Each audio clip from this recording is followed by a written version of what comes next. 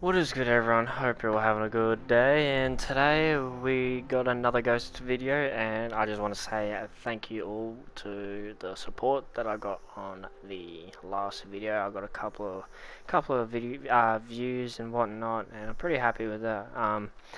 Now I did decide I was just gonna make this a road to master, but I'm thinking the game that I am going road to master on, I may as well do a couple of just regular videos on the game here and there. So this is pretty much the first video besides a road to master, and today we're going to be talking about all the submachine guns. Now I can't remember how many they are, but I'm going to be ranking them to best to worst. So number one being the best, number however many they are is the worst, and obviously everyone already knows the strongest gun in the game, the Ripper. Ripper is number one because it's just overpowered. If you're gonna argue about a game being paid to win, this is it. The Ripper is extremely overpowered. It's got those two modes for fast fire rate and then a bit slower fire rate. It's just OP as hell. Sadly I don't have it. I will eventually get it. I got the Maverick instead. I did actually buy the Ripper, but it gave me the Maverick instead. Don't ask me why, don't know how I got that, but I got it. The Ripper, I absolutely love it. I get really pissed off when other people are using it because it's that overpowered, and it's just a pay to win weapon. But obviously not everyone uses that, which is actually really good, and I'm actually really thankful that not everyone uses the Ripper, because if everyone started using the Ripper, then I will 100% be buying the Ripper to then use it. So that's number one. Number two, as you can see, the Vector. I started recently using the Vector, and this gun is extremely good for short distance. If you're playing on a bigger map, this gun's going to be... you may as well use a fucking pistol. It's going to be better. It doesn't have too much recoil, but then once you start getting a long distance, it's got a bit of a kick to it because you're trying to stay on that little figure in the distance, and it's just not working out. The two attachments I have been rocking with is a silencer and a piercing, just for the damage. A silencer just so if I'm rushing, people don't know I'm there unless they hear my gun. Yeah, the Vector's a really good gun. I definitely recommend people using it. It isn't my most used weapon, but I've started using this gun a lot more, and I really like using this weapon. Next up is the Bison. The Bison is a really good gun. Doesn't have too much of a kick to it, and it, like all submachine guns, this thing rips in small maps. Depending on what type of attachments, I know a meta a long time ago used to be the VMR sight, where you could the thermal hybrid, sorry, that, and then just another attachment that you would like to throw on. You don't see many people using the Bison. It kind of sucks because this weapon's also really overpowered, and it's really good if you know how to use it. But yeah, like always, if you're using this on a big map, this is a better option if you really like submachine guns, but there's obviously the ultimate weapon to use on long range, which is a sniper or the light machine gun. But if you like to have a bit of a challenge, SMGs would be a bit of a challenge for you.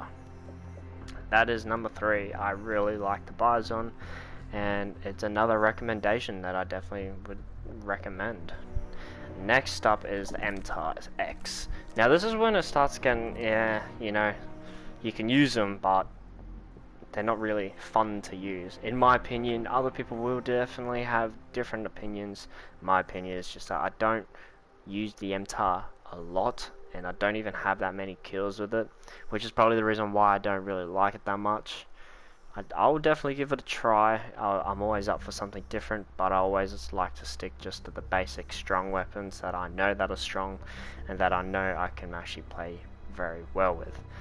Now with attachments, I'm not too sure. The attachments I would definitely run is, depending on how much ammo it carries, probably even extended mags or armor piercing, and then I'll carry like a muzzle brake or a foregrip, because I know the iron sight on this is already good, but if you want to chuck an iron sight on, chuck a red dot for your third if you're going to put that perk on.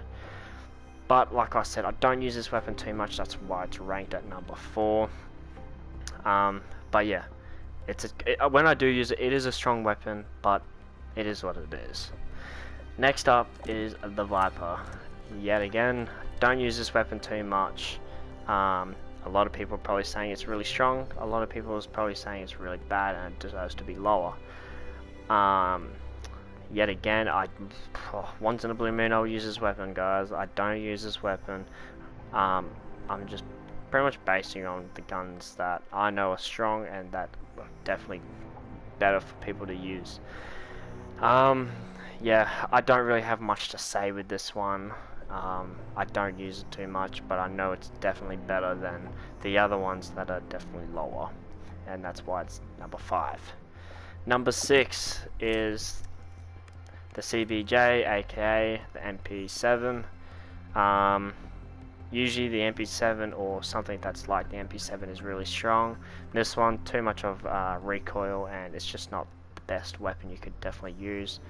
Definitely better than the last one, which you guys have already gathered what the last one is, but yet, don't use this weapon because I know it's horrible and I'm just going to throw my controller. Lastly is the K7, usually the MP5. That's what I'm going to call it because it looks identical to an MP5. The MP5 is usually really overpowered and it's really good. Sadly, not this one. It takes too many bullets to kill someone. Doesn't have too much of a recoil, which is the only pro about it, but because it's got the silencer on it, it takes too long to kill the enemy, even if you're going for headshots. No matter what type of attachments you're going to put on, it's just not the strongest weapon. It really isn't. I would definitely like to try and use different attachments, but look, you don't get many attachment options, which completely ruins the gun and just, yeah, doesn't really make the gun fun at all, and it just gets boring with it.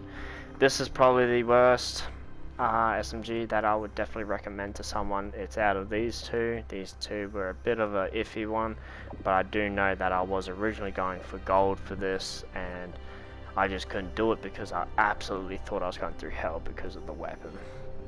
But eventually, I will get there with gold on this gun. It's just going to be a pain, but yeah. Well, that's going to be it for today's video. I would have had gameplay for you guys, but I'll probably save that for the next top 10 of something else.